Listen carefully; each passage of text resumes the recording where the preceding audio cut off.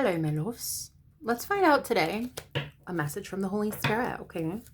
Let's find out what you need to know. I just did a live stream and it was quite enlightening about the Mercury retrograde that we're leaving behind right now, how much clarity there is coming in. So let's see. Ooh, change. Let's see.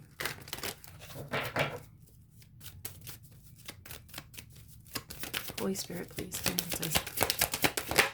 Darkness. Beginnings. What's this?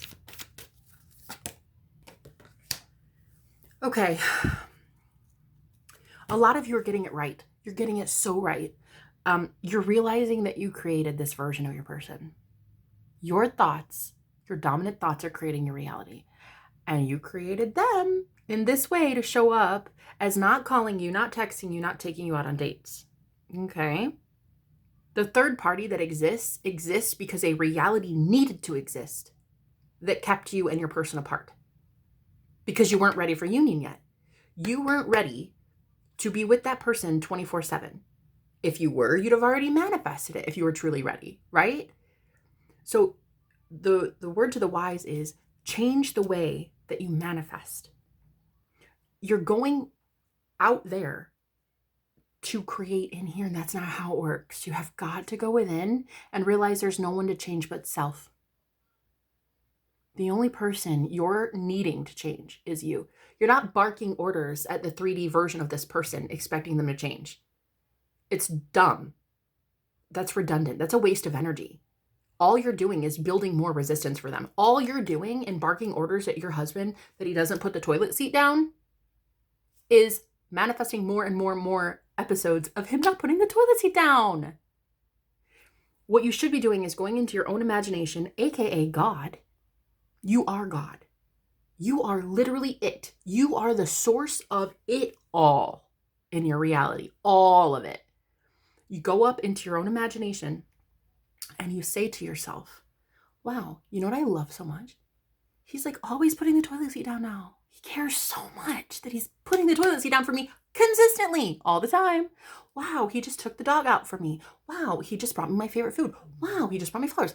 Whatever. But it's like you're not going in your imagination to do this work. You're looking at the 3D, bitching and moaning at it, and then creating more events like that. The universe is always conspiring in your favor to prove that you're right. So when you say so-and-so is dating another girl, the universe is like, yeah, bitch, you're right. Let me show you he has 2 girlfriends, right? It's all about creating from within. And with this darkness card, it's like the collective is starting to realize like, oh, holy shit, it needs to be a holy divine matrimony in your imagination. It needs to be your conscious self creating in the unconscious and the subconscious. It needs to be a marriage, a holy matrimony. Keep the marriage bed pure, the marriage bed in your mind. This is not a physical marriage bed we're talking about. This is a sacred union of your conscious thoughts, your conscious desires, impregnating the subconscious, the feminine energy, right? The subconscious does not have a filter. The subconscious takes on everything you say. So be careful what you say, because that shit will get pushed out, right?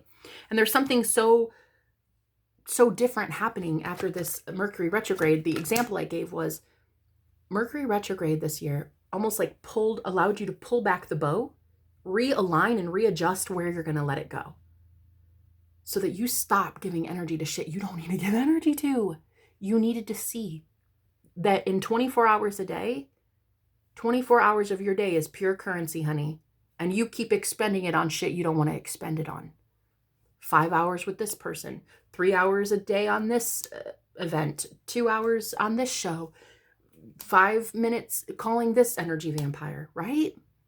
So you're realizing now that this whole collective is realizing now that it really starts within. You're the alpha and the omega. The seed starts with you. Your desire is immediate. It's given to you by your higher self. It was immediately supposed to be accepted. You were supposed to be accepting that truth immediately if it made you feel good. Another message that I've been channeling for about a week is The collective witch wound is healing. The witch wound is that feeling of persecution by everyone you love that did not approve of whatever it is you're getting. So say it's a soulmate that you're manifesting. Say it's that you're gay and you're coming out as gay. It is about getting your manifestation, but then everyone persecuting you for it. That's the witch wound. And that is what's healing in the collective. So what's about to start transpiring is you're going to be attracting people that very much agree and approve of whatever it is that this is for you. Say you're a witch and no one else in your family is. Well, you're about to be manifesting a lot more people open-minded and who also might be witches. Say you're a Christian and everyone in your family is not. Well, you're going to be manifesting more people with the religious mindset that you want. So you're starting to learn that it really does start and end with you. That's a big deal, guys. To realize that ye are gods. Yep. Okay, all right. We have the 9 of Swords and the 9 of Cups. This is like your wish fulfillment causing someone distress. It's not that your manifestation is a threat.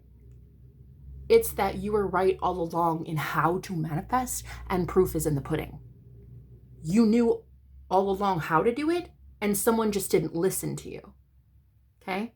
And it might be multiple people, but this is why they're stressed as hell, because you were right all along, and proof is in the pudding. Getting this manifestation is proof that you know what the fuck you're talking about.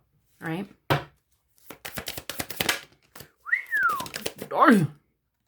We got the Emperor here and the Page of Wands.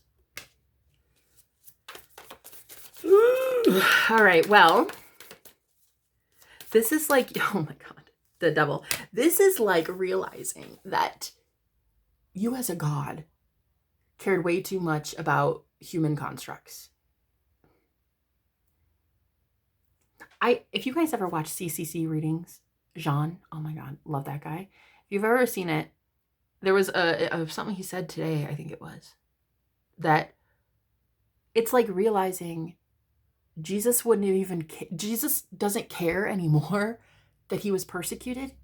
He's God, and he's out there creating a better life for himself, right? And in the same way, this is the persecution. The devil came out with the Emperor and the Page of Wands. What you're realizing is you've been the fucking emperor, and you have cared way too much about what pages have said about the emperor. Not only are you not the page, you're not the knight, and you're not the king. You're the fucking emperor, which is all 4 kings. So what is about to take place for the collective is you're about to see other people that have associated you with the devil up to this point. And then you're going to see how healed you are in not giving a damn that other people see you as a devil, okay? It doesn't matter if people think that you're the devil. I mean, do you know how many times in a week I get called a Satan worshiper? Oh my God. No, it's a joke. It's a joke. It's so good for the skin. I accept it. Another message that came in through the live stream, and I channeled this, and it was kind of shocking to hear myself say it so boldly, but I welcome trolls. I love being challenged. 1, it leads to a very entertaining day. I love debate. I'm an Aries. I love debating people. 2, thank you for helping me not be a cult leader with an echo chamber. I love being challenged, but just know that I'll challenge you right the fuck back, right? So I said in the stream, I said, I consciously, as a god, knowing that I am a god, I am consciously creating a reality where trolls oppose me. I like that. It actually gets me paid. The YouTube algorithm loves that I have trolls from Trollville hating on me. It is literally working in my favor. It's free advertising. I don't have to spend a penny on advertising because the YouTube algorithm eats that shit up. So though you are balanced in your light and your shadow, there are others that are not, and you are very well balanced, very well balanced. And because you're so balanced, this is how you're going to make it in the Hunger Games. This is how you make it in the 3D. You're not so high vibrational and so just detached from reality that you vibrate up out of this bitch. You keep it very centered. you're all about meditating and getting it right with the Holy Spirit. But sometimes on a Friday night, maybe you like to go have a shot of tequila at the bar. You know how to have fun. You know to be in the world, not of it. So you as God are creating in the darkness. Something is birthing from the darkness. Not the darkness as in evil. Darkness as in the void. Darkness as in the nothingness that you are implanting your thoughts into. I would like to call it the mental plane, the astral plane, the mental plane, something higher. You're putting your intentions into the 4D, and it is literally creating in the 3D. While there are some that do not understand this, because they're just not there yet, it's still your journey, and you love you so much that you would be willing to even be alone to have this truth, to live this truth, to live this sovereignty of your own soul.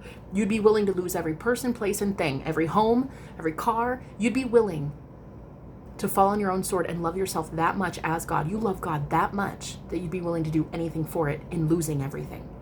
So for those of you that already did, you're about to be hella rewarded. Hella rewarded, okay? It is a time where you're about to see that you're the Alpha and the Omega. You plant seeds up here, boom, it comes in. There's no delay. Divine timing is your timing. You are divine.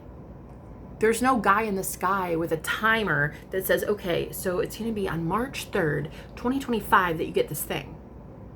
You're the one determining it's here now. As often as you say it's here, it is here.